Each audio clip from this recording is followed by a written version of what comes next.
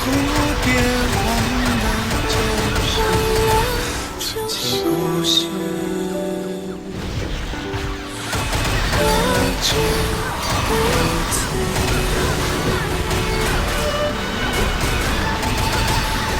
是不是周深很厉害？他唱这种女声呢，真的可以让人家就是很难去分辨得出来，这到底是男生还是女生的声音啊？周深一个人可以分饰超多角。周深初期的楼台，就在陪你一起听音乐的好朋友好事人播网好事903电台。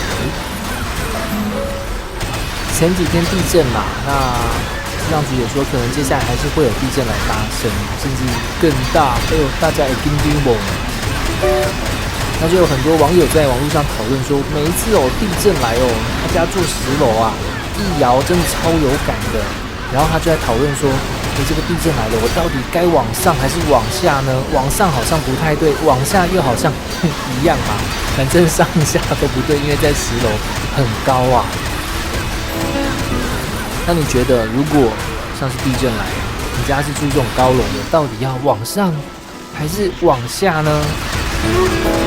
我曾经也住过10楼，真的是蛮可怕的。那个晃起来墙壁都看得到在前后摇动。好，在这边呢，我们的内政部消防署给出了一个标准答案，你猜一猜这个标准答案是什么呢？他说，其实地震发生的时候，不管你在哪一个楼层千万不要慌乱的逃出户外。第一个时间的做法应该是要趴下掩护稳住，然后呢特别要保护到你的头颈部。那逃生呢是等地震结束的时候你才要做的事情。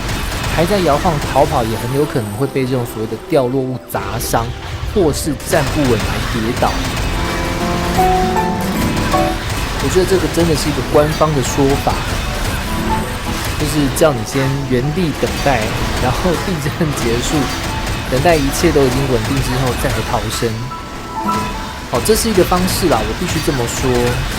但是如果你，我应该这么说，就是应该要去让大家知道怎么样去辨别发生这种紧急灾难的时候，你的一些判断能力，这是需要训练的，不是说告诉你，照这个规则来走，你就一定没事。